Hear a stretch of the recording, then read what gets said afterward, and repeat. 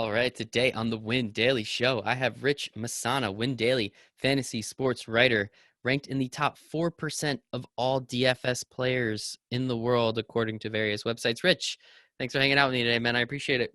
Yeah, my pleasure. Should be a lot of fun. So, Rich, the first question I have for you today is, what does it mean to you to win daily?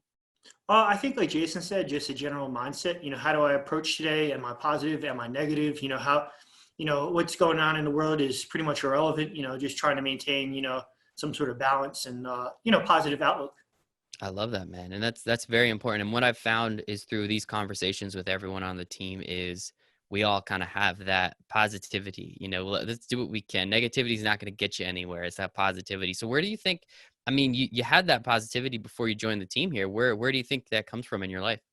Just growing up, I was very motivated. I was able, I originally grew up, I guess I'll give the full background, why not? I originally grew up back in New York, on Long Island. So like Jason, I'm a diehard Mets and Jets fan. There's been I a got lot Mets of, too. Not so much Jets, but definitely Mets. I'm here with you, man. yeah, when you meet someone else who's a Mets fan, I know Jason is a Mets fan as well. They're a lifelong baseball fan. You know, I think the defining moment for me is it's one rendition of the Subway series where it's a pop up, and Luis Castillo, I think it was bottom of the ninth, 2 outs, and he dropped it, and that pretty much sums up, what it's been for me. But I think Thor's already, hurt for the season. Pretty, and you don't even think twice. It's just, oh, of course, Yep, something's going to happen. exactly. But and that's the Mets. The Jets, are even worse. But we're not even going to go there. Yeah, no. So I grew up Long Island. That's where I went to high school. I got some scholarships. Went to St. John's University. Did my undergrad there. Did a master's there. I was student government president there. So was super motivated. Did a lot. Then afterwards, I wanted a little bit of a change of pace. I ended up coming out to Denver, Colorado, where I've been since 2008. I went to the University of Colorado Law School out here, and I've stayed around ever since.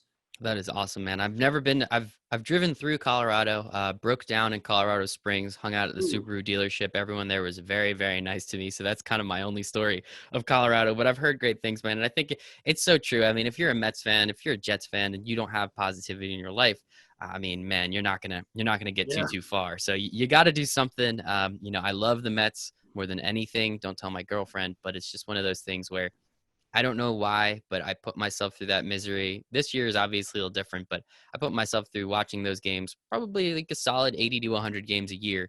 And yeah, man, I don't know why I do it, but for Yeah. whatever reason, I love it.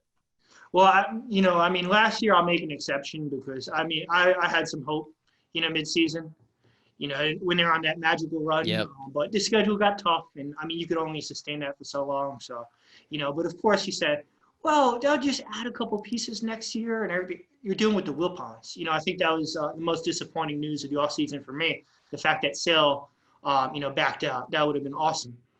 Steve Um, Cohen's money, man. I was excited to yeah, spend it for him. things like Zach Wheeler, you wouldn't have to think twice. Yep. But, But hey, we're here typical as you Mets. exact typical Mets. Mets are gonna Mets. And yeah, when Syndergaard got hurt, it was kind of just, well, of course he did. Like he hasn't really been. I mean, he got hurt. He's been like weirdly hurt throughout his career, but this one is a obvious like, all right, 12 to 18 months sounds good. Like we can just kind of wash our hands of that one and see what happens. But it is very interesting. So how did you get into? I mean, being a Mets fan, being a Jets fan, you want to win as well, right? So is that kind of your foray into fantasy and saying, well, hey, my teams aren't going to win. Maybe I'll be able to do something. Yeah, exactly. I'm watching these games and, you're cutting off, a certain point of the year once the playoffs start and everything else. Meaningful games sometimes are done within a month or two. So the Jets, I think, were done by week 2 last year once Darnold got hurt. So, it gives you avenue to be able to continue, and win, for once. So you can apply different strategies, stay involved, and have some relevance when you're watching these games. So yeah, I guess, if you're a Mets and Jets fan, you root for, similar teams, you're probably more driven to fantasy sports because you're not going to get much satisfaction, just watching your teams and rooting for them. Exactly, man. That's so true. And yeah, the Giants, the same way the last few years, especially, haven't looked so good. And there's always that statistic: teams that start 0-2 that make the playoffs. It's such a minuscule number. So at that point, the Giants have started 0-2 the last few years. And so I kind of, again, I've been rooting for Patrick Mahomes because I have him in a couple leagues. Thankfully, I won it once. That was wonderful. But what I guess how did you kind of come about fantasy sports? I mean, you're a little bit older than I am. And so how long have you been playing, and when did you really start to dive in to, I guess, even the season long aspects of some of this stuff? Well, season long, I've been playing for quite a while, over a decade. So I guess that's where I initially started. Began with football, like most people. Eventually bridged into baseball and basketball and other stuff. I would say, my as far as DFS riding, what I mainly focus on is baseball, hockey, and soccer, for the most part. So I would say those three. Although I dabble in a lot of stuff for the most part. But yeah, I got into the season longs. I was doing very well. Season longs, a lot of keeper leagues and stuff, and eventually just bridge out into daily fantasy. Probably a year or two after it started. I want to say, maybe not, maybe 4 or 5 years ago, something like that. But started playing light. Try to get a feel for things. And of course, over time you develop strategies and learn more and more, and probably put more money in. I would say I have a rule. I normally don't go over $200 a night unless there's something like some overlay or something specific. I think that's a good medium. You could win a lot of money, putting down $200. But you could also head yourself pretty well. Putting a certain amount of that towards cash games and trying to diversify. Use a couple lineups. So I think it took a while to develop that strategy.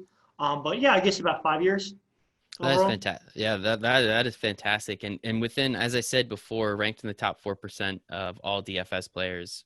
Clearly, you're not messing around. So in 5 years, you've been able to accumulate an immense amount of knowledge about the DFS game. As you said, about bankrolls and being able to do what you do. You have your specific philosophies and strategies, and everyone can go find your writing on the website. So we don't have to get too deep into that.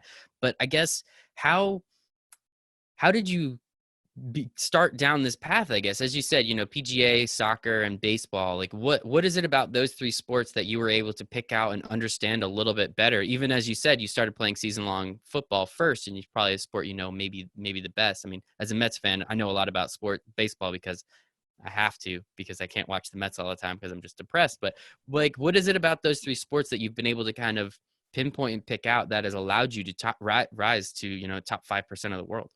Well, I think when you look at soccer, NHL, and baseball, I think there's one NHL, I big. apologize. Oh no, you're good.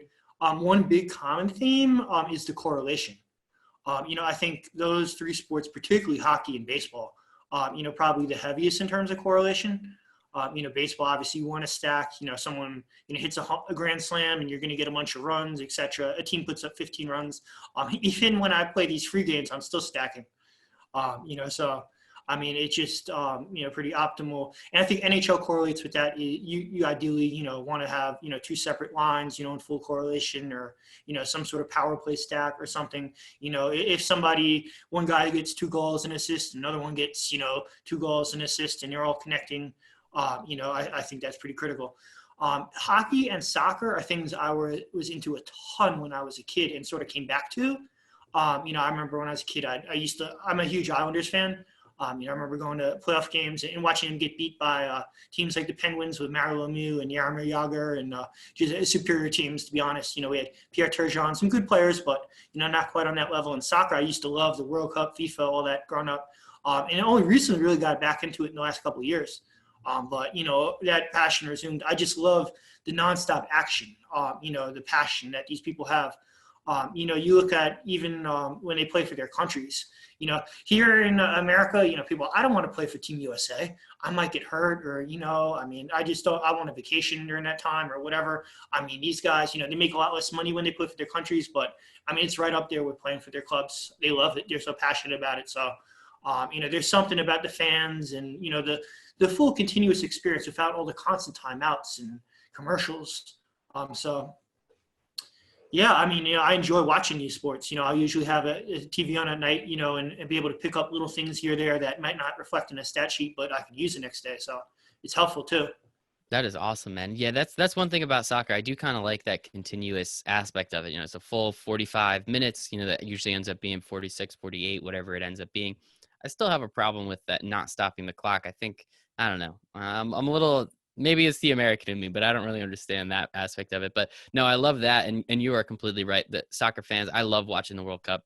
I watch every single possible game I can during, that time period, women's and men's. It is so much fun. And that is one thing about soccer. The fans are it's just a little bit more, just a little bit more, which is always so fun to like really listen to and see and understand. So with, obviously again, you've been playing fantasy sports a while, DFS for the last 5 years. What was it like? Like, at what point did you realize you really had something that again has allowed you to rise to top 5 in the world? At what point along the way were you like, okay, I can make a legitimate amount of money doing this? I think midway through, it's a type of thing. I mean, you need hits. I'll have a certain percentage on cash games. Sort of just to even out things. From time to time. If I take a loss or something, maybe I get some money back on a cash game. But really, you're measured in terms of your hits. You need. The tournaments are basically to define how much money you make. Maybe I guess 2 years ago, something like that. Is wait, I'm ahead for the year. I'm gonna have to pay taxes on this. And also, realizing what I was good at and what I wasn't.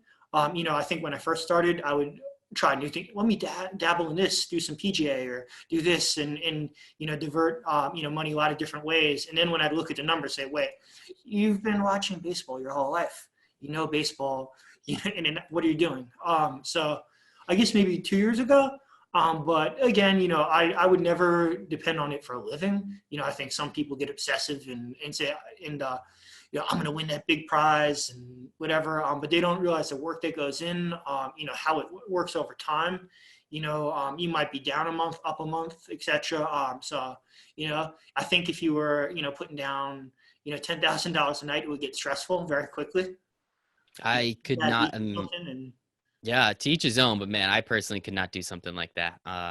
Especially as you said, with the ups and the downs, and you referenced the work and the energy and the effort. What exactly does that mean? What does the research look like from your perspective? Because everybody I've found has a little different way of doing it. So I'm kind of curious, how do you go about, the work aspect of understanding the daily fantasy landscape?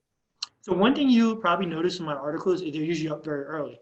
And the reason why is I like to do it the night before. And one reason I do that is I like to just look at all the numbers, look at all the information and not have any voices in my head.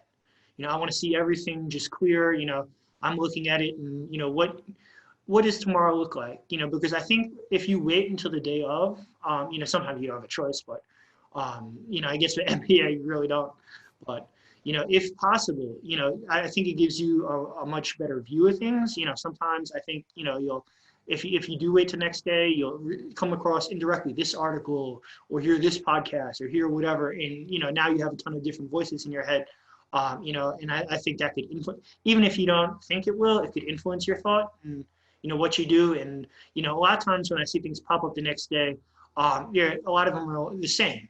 It's, this team or that team. And I might have been thinking last night, well, yeah, they're the favorite, but, I like this team. They're only projected slightly less and they're going to have this much less ownership. Obviously in tournaments, I don't have to tell you ownership is key.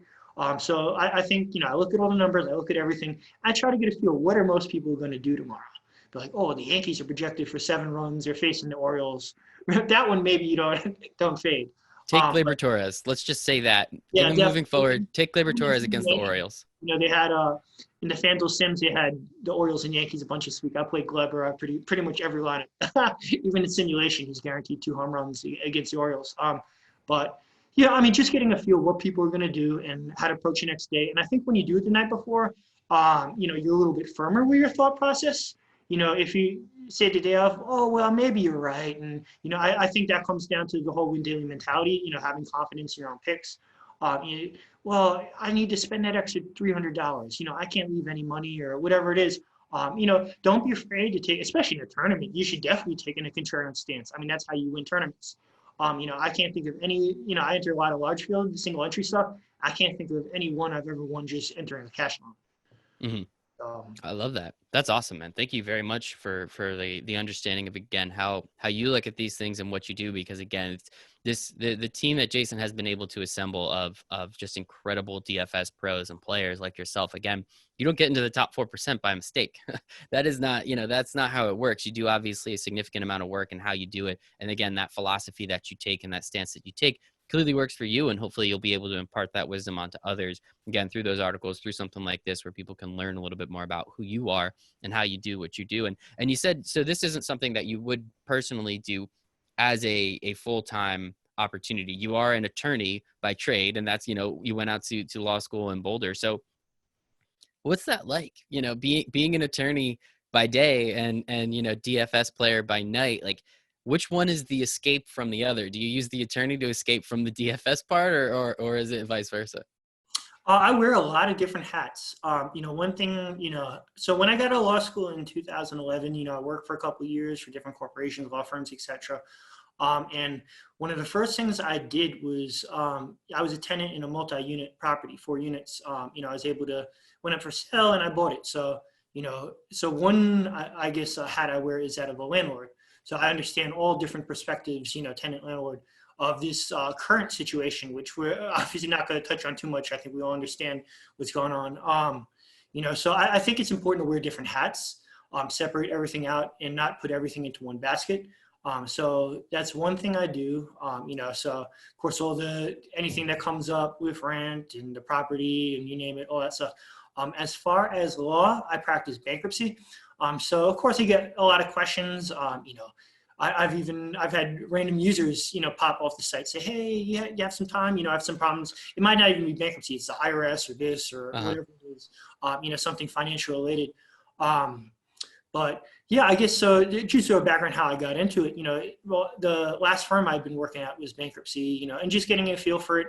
I like the fact that most stuff isn't necessarily contested. I've had some, stuff in other areas like employment law, federal trials, and some more complex, nasty stuff.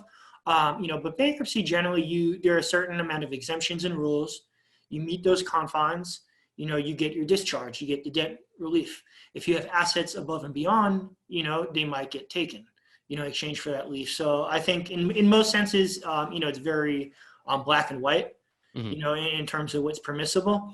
Now, one interesting thing, so I guess you want to, what the attorney life is like, So, a decent amount of calls, come in, people, whoever voicing their problems, seeing if bankruptcy works for them or what they can do.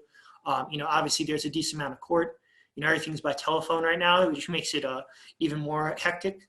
But, the whole process, a lot of my clients, you have everyone from sophisticated Chapter 13 clients, with a number of different properties, to people who don't have a dollar to their name, Chapter 7 clients, no asset, just trying to wipe out whatever credit card debt they have.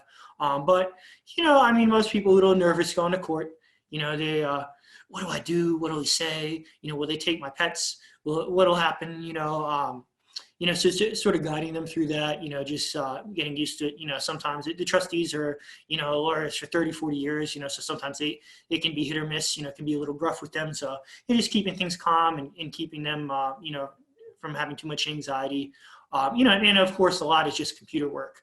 So, I use a satellite office, which I can rent out when I want it, but generally I work from home anyway. So it makes it, this whole situation, hasn't really affected me in that sense.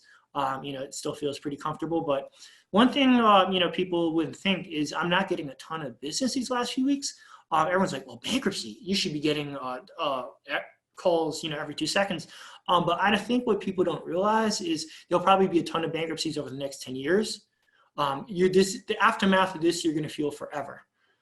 This is going to disproportionately affect, the people who make the least money in our society, who have the least protection. So, for the next 10 years, right now they're not worried about their credit cards. Any money they have, is going towards, rent or the mortgage, any utilities, food, things of that nature. They're not thinking, oh, well, maybe I should file that Chapter 7 bankruptcy right now, go pay the attorney. It's not, how it goes. But yeah, it definitely gives me some insight. I see a lot of people's financials, tax returns, how different people live, survive. So it definitely probably influenced me in some respect, how I, go about things. Yeah, and as you said, before, and thank you for that. I'm always interested in kind of everyone's, day job, I guess we'll call it. And it's really interesting, as you said before, you don't really feel comfortable putting up more than $200 a night. And I'm sure seeing how other people live and what they throw their money away on, or what they spend their money on, I guess, for a better term, definitely can influence how you spend your money. And again, you have a very specific philosophy and strategy when it comes to DFS, and understanding that you can make a lot of money off $200 and the ROI can be done well. You can have good ROI if you do it correctly and enter the correct tournaments and games, as you said. Make sure you're hedging a little bit with the cash games and doing this, that, and the other thing, which I think is very interesting. And I guess from that standpoint, what have you learned from either of these careers, we'll call them, the DFS side of your brain and the attorney side of your brain, that I guess either flows between, or you've been able to learn in one aspect and be able to then take it over to the other aspect? I think everything sort of translates over times, different, strategies. One thing I didn't mention, again, I want to be very specific for people in terms of bankroll strategies, is if I put down 200, that's usually 100 per site too. I try to, get exposure on both sites because, there's just going to be pricing differences, and I see some people who, I only play DraftKings, I only play FanDuel. I always recommend play both. Because you're going to see times that one team is just drastically lower priced on another site, and it just makes absolutely no sense to play them on the other. I think that was one mistake I made when I first started, maybe my first year of DFS, because I would overthink it and think, well, if they're that much more expensive on DraftKings, no one's going to play them over there. Almost assuming, everyone played both sites and was, navigating like that. But yeah, I think, in terms of allocating money, that would obviously be one common theme. How do I want to allocate? What's the smartest way to allocate here? I'm not one for, try to win a trip to Florida or something, and where 5 people get paid out of 300 or something. You're just not going to make money that way. You're going to lose very quickly. So again, contest selection, that is huge. I generally only enter single entry tournaments. I think that just makes the most sense. It's an even playing field. And even cash games, I try to just do single entry if possible. So I think in terms of learning how to allocate money, how to select, how to apply the money, certain things like that sort of correlate. That could take the context of a business decision. Do I want to pay for this advertising? What's the return on this? I think that sort of works that way. Very cool, man, and that's awesome. And I appreciate you getting into that with us, because I do think that a lot of people, as we say, Javi's a pro and David Jones is a pro, but they also still have day jobs, right? That just means they have 2 jobs now. And then I'm assuming you're very much the same way, where you have 2 jobs that could fund some sort of lifestyle. I think maybe closer to 4 or 5 at this point. The newest application of stuff. So esports, if you love it, you love it. But I would assume, not for everyone. I haven't found myself able to get into it. So something I, even touch base with Jason on, I think it was 3 years ago when I left a full-time job and I just withdrew 401k. And, at that time, I would just make the contributions, and it's not something I thought about. I probably couldn't even tell you what was in it. But since this all went down and, sports is basically out the window in the meantime, one thing I've been getting into is stocks. And I found a lot of the things I use in DFS, apply there, buy low, sell high. Basic concepts, and what a perfect time to put some money into the market. Because, I was basically putting in most of March. And, obviously this last week has been absolutely insane. Had something like 4 straight days. It climbed, I think, the highest climb since 1937 overall. So a little bit of maybe a dead cat bounce, as they say. I'd expect Monday things might be a little bit different. But nonetheless, it was very easy to pick up, just after DFS, I'd be looking at the 52-week low, the high, reading research reports, looking at numbers. And maybe, as an attorney, I could understand, different things with the debt coming in and, what would happen in a bankruptcy, and being able to analyze some of that stuff's probably, a little bit helpful for me too. But yeah, especially being around a computer and watching things as they go up and down, I'd be able to make a good little bit of a return, since, I only put down about $5,000. I didn't go crazy yet. But, now, of course, looking at this past week, I wish I put 20 times that. So, Well, yeah, hindsight is always 2020. That's what I always love hearing from all the writers we have on the team is, they get one huge hit, and they're always just like, shoot, I wish I played that in like 18 different tournaments because it would have crushed everywhere, right? Like that's always kind of the the, hindsight is 2020, and good for you, man. I mean, stocks is definitely something I know Jason loves a lot. I was in finance for a couple years, absolutely hated it. That's a whole nother conversation. I think the stock market's a complete joke, and it is a horrible way at judging an economy, but that's a me thing. And, I do what I do, why I do it. So, good for you. Glad you made some money. That's fantastic. And yeah, I did hear that 1937. I think that, whatever that number was, I mean, it's pretty cool, There's man. still some bargains though. I was going through things last night even, like what hasn't, I think if you're looking to, put some money in stocks, you're bored, hey, let me get in on this, like me, hey, I don't have any action, this is the perfect time to get in. I was going through stuff last night just to look at, what has jumped, what hasn't, and certain things like the index funds are now only down 15% from their all-time highs. Those are things I wouldn't touch.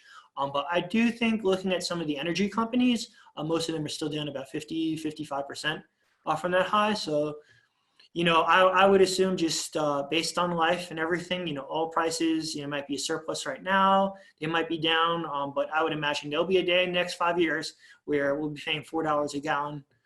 So, Mm-hmm. I would Absolutely. pick up and save for that rainy day. And I think restaurants, there's still some bargains, things that will come back. So, I Let's think cross our one thing fingers, you're going to man. see is a lot of small businesses go out. So I would basically focus on most of the major powers.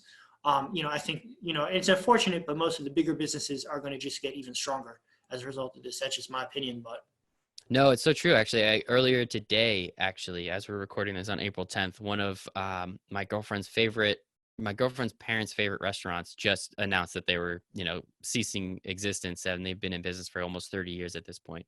It's a great restaurant from where we're from. So it's very disappointing, but I think that's going to happen, especially if this lasts a little bit longer. If this lasts another month and a half, it's going to be very difficult for every small business in some way, shape, or form. And, hopefully, low overhead, have a little cash reserve, as you said, some rainy day fund. And that's, we'll all cross our fingers, but we appreciate the stock insight. I think that, hopefully people can take advantage of what you're talking about there. And I'm kind of curious, how did you actually, as we were talking about, Jason loves stocks and he does a lot of that stuff too. That's not my biggest thing, but how did you come about the Win Daily team, and how did you kind of be brought on, or how did that relationship start, and how did you get to where you are today?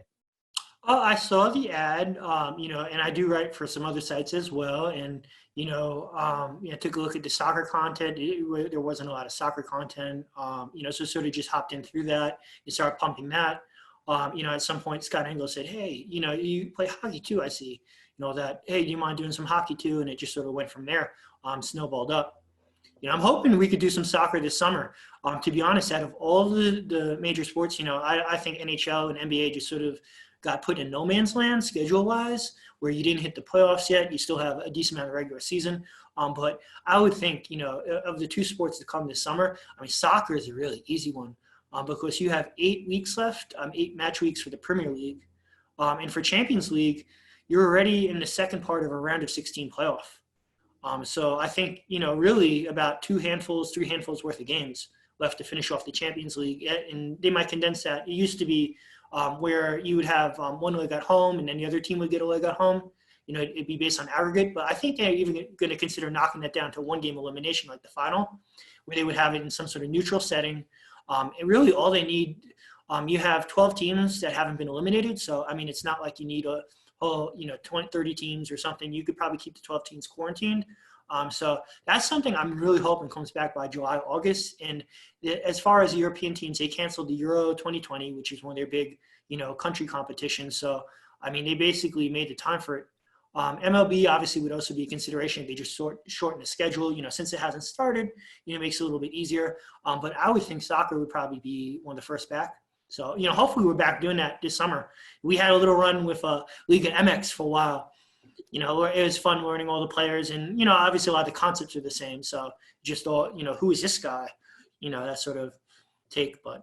I love it. Yeah. And I remember we had Turkish soccer for Yeah, an one day of extra. Turkish soccer, yeah. Yep, we had that for like an extra like 10 days or whatever it was. We had, obviously, as you said, the MX League, the League La Liga down in Mexico, We were which I crushing thought. Liga MX, but Turkey, I think we flopped. We're not as good at Turkish soccer, so. Hey, we'll blame it on the time change. How's that sound? But no, yeah, I thought it was kind of cool just going through that. And I think actually one time we had you on the Serious Show, if I'm not Yeah. mistaken. Jason and I, when we were doing that, when we were still allowed in New York City, that was fun. And yeah, just getting your insight on kind of how that stuff works and I guess talking about that for a second, how do you go about learning something completely new? Like obviously, the sport of soccer, Mhm. but how do you go about learning how, who all these players are and what teams are bet? Like how much research, energy, and effort goes into doing that? A lot of looking at the stats and box scores, and digging up different articles and things. And usually, from all that, you could tell, all right, this guy sends in most of the crosses. He's taking the set pieces. This guy's scoring the goals. I could look back, see, oh, this guy takes all the penalty kicks. Trying to just get a feel for who plays what role. Of course, looking at how good the team is. Just general aggregate team stats. How fast do they play? How many goals do they allow? Certain basic stuff. So a lot of that, it's almost like, I guess the best analogy, let's say we don't have MLB, but they all of a sudden gave us Mexican baseball. We would be looking, all right, this guy's awesome versus lefties. Here's his numbers. This pitcher, he has a super high K rate. He's awesome against righties, and he's going to be facing 7 out of 9 righties. So, we might not know the guys, but we would look at the numbers and just try to apply it. That's awesome, man. And I love that. It completely makes sense. I mean, if we're looking at the numbers and you can break those down and all the numbers again, it's baseball, it's soccer, it's Yeah, all the we same know the sport. sport, so. Exactly. We know the sport and we know what works is too. As you were talking about before, you know how to stack, you know how to do this. So all you have to do is, you can remove the names and do the exact same thing here. So it's always interesting to kind of see how those work. So outside of sports, one thing we always want to talk about here, and just with Win Daily, we do want to break into that lifestyle aspect a little bit more and get people to understand, like we're going to help you make money in DFS. That's what you're here for. We're going to help you make money in betting and gambling. That's what Cash with Flash is for. What do you do outside of sports to make sure that you're keeping and maintaining and increasing that Win Daily mindset? Oh, nothing too crazy. Spend time with my girlfriend, watch different TV shows that we like, relax, big into animals. I have a bunch of pets here, a couple dogs, cats, all that. She has a similar setup over there. So, we're big into animals. Do stuff around the house, and take care of the yard and all the sort of homeowner sort of stuff. I'm going to make this improvement, or a little, especially the last couple of weeks, little side things like, oh, I'm going to work on this store or do this, or, but sort of sad to say what a big role sports plays in my life. Looking at things on TV, I think within 2 days I was watching Tiger Gang and watching this and watching that. And, I still can't even get that much into it. I have video games and I still can't get into them. It just, I start playing and, half hour goes by. I'm like, oh, this is such a waste of time. I think I'd much rather, that's sad. I'm never going to play these games, when stuff is normally going on. But, it's sort of sad to say what a role sports does play in the life. And I think what it is because it's the ultimate reality show.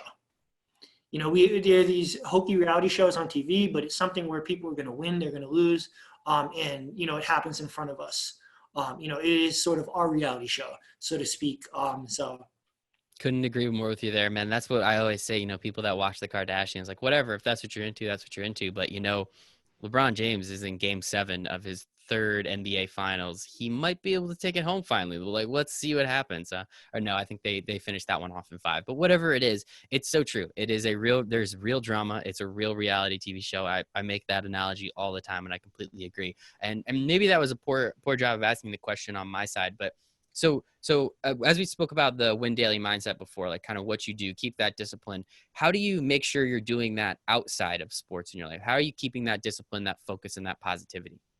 one thing I do, I have tons of Post-its. Yeah, we got a Little animal. cat. Yep. um, I stay very organized. I'm a Post-it master. I have like Post-its every day. Here's what has to be done, in the morning. Here's the afternoon. And, I can't move on until that checklist is done. Without that, I think it'd be hard for me to stay organized. So, I'll have, master checklists and I have to finish them off. It basically keeps me in line. It keeps my day pretty orderly in terms of what needs to be done. A lot of record keeping. I have tons of little Excel sheets and annoying things I make. DFS, I do it as well. So I love it, man. Got to stay organized. Got to do what you got to do. I mean, yeah. that sounds like the lawyer in you. I'm not gonna lie. Good Probably. stuff, man. Awesome. Rich, this was so great. Thank you so much for your time. Rich Yeah, no Masana, problem. Win Daily fantasy sports writer, ranked in the top 4 of all DFS players.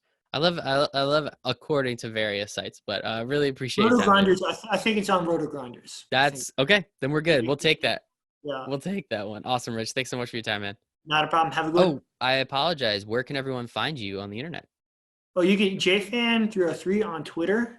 So I'll make sure keep to me on tag there. that and everything. Appreciate you, brother. Talk to you soon. Perfect.